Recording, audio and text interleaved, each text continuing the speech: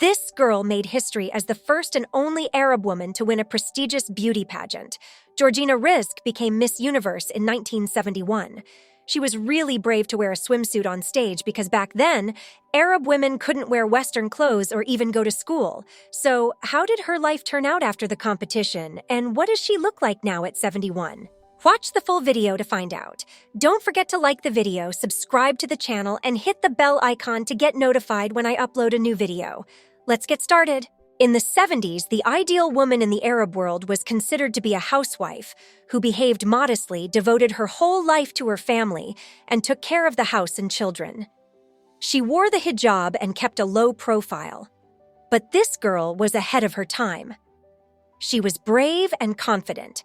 She wanted to study, work, and travel the world.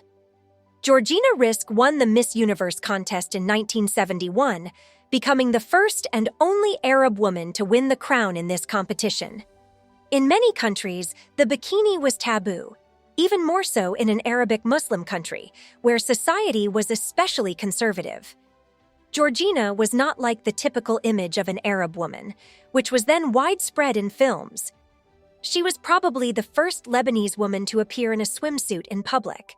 She answered questions confidently and was ahead of dozens of girls from other countries, showing that she was not only beautiful, but also smart. Georgina Rizk was born in Beirut, Lebanon on July 23, 1953. She grew up in a Christian family. Her father was Lebanese and her mother was Italian. As Georgina grew older, she became more and more attractive. At only 14 years old, she caught the attention of André Akouri, a big name in modeling in the Arab world. Akouri saw Georgina's natural charm and beauty and decided to mentor her. Then one day, things took an unexpected turn when Georgina was asked to appear on a TV show, filling in for her half-sister Feliciana Rossi, a well-known designer, as she was sick and couldn't be there, and the show was live. Even though Georgina wasn't really interested, the show's host, Victor Bersin, noticed her and saw potential. After the show, Bersin didn't want Georgina's talent to go to waste, so he persuaded her to join a beauty pageant called Miss Television. Georgina was hesitant at first, but eventually agreed. Little did she know, this decision would change her life. Georgina surprised herself by winning the Miss Lebanon title in 1970. But her journey didn't end there. After her win, Georgina simply had no choice but to represent Lebanon in the Miss Universe pageant. I wasn't aware that I was beautiful, but looking back at my school days, I do remember the boys from the school next to mine always looking at me, she said. In 1971, at the age of 18, Georgina traveled to Florida to compete in the Miss Universe contest. Out of 61 contestants from all over the world, 10 were picked as semi-finalists, and later, only 5 finalists remained. During the tense Q&A part of the competition, the host, Bob Barker, asked a deep question. If your friend was in the Miss Universe contest, what advice would you give them? Georgina replied calmly and fluently in French, saying, "Even if you don't win, being in this contest is a great experience. It's all about enjoying the journey." Her words showed her true self. Suddenly, just before they announced the winner, Georgina peeked at Barker's note and knew she had won. And with that, she became the first woman from the Arab world to be Miss Universe. Her win, at a time when the internet and social media were non-existent, made newspaper headlines around the world, with the New York Times stating, "Lebanese beauty is Miss Universe." Lebanese communities all over the world celebrated, sending her countless messages congratulating her for making her country proud. After a year of fulfilling her duties, it was time for Georgina to return to Beirut. Lebanon was so dear to her heart that she couldn't stay away for longer than a year. She even turned down leading roles in Hollywood movies. When she returned, Georgina was received like a queen by the highest authorities, and an official performance of the traditional dabke at the airport celebrated her return. Even a postage stamp was issued with her photo in honor of her coronation in 1974. In Beirut, Georgina became a star once more, acting in hit movies like The Guitar of Love, 1973, and Goodbye, Sweetheart, 1975.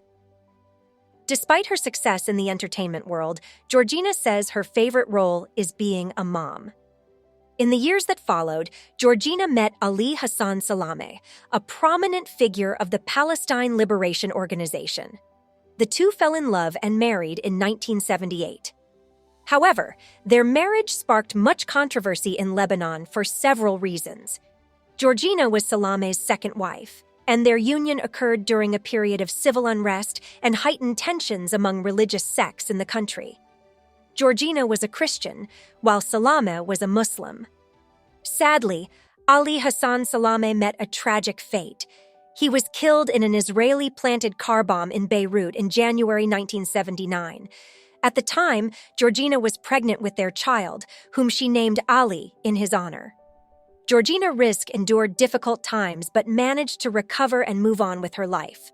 Her next marriage was to Lebanese famous actor, singer, and composer Walid Tufich, with whom she has two children, Walid Jr. and Nourhan. The couple met in Syria while attending an event and tied the knot in 1990. After that, she went off the spotlight to take care of her children and barely appeared on TV. Today, at 71 years old, Georgina looks remarkably youthful, almost as if she were still in her 20s. While she resides in Paris, she makes occasional visits to Lebanon to spend time with her family. Married happily for over 34 years, she leads an active life alongside her husband and family.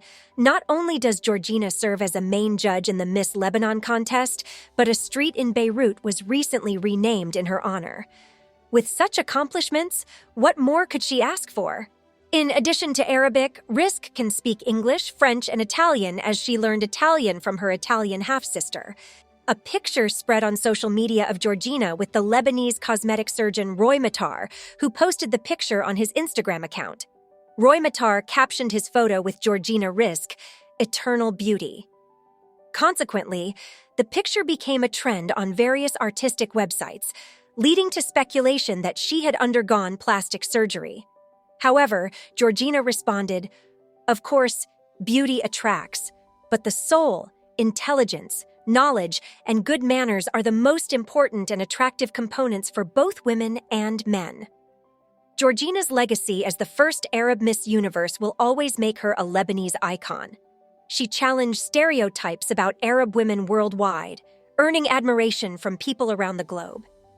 Do you think her choice to step out of the spotlight to focus on raising her children was the right one? Let us know your thoughts in the comments down below.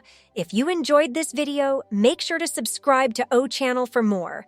As always, thank you for watching. See you in the next video.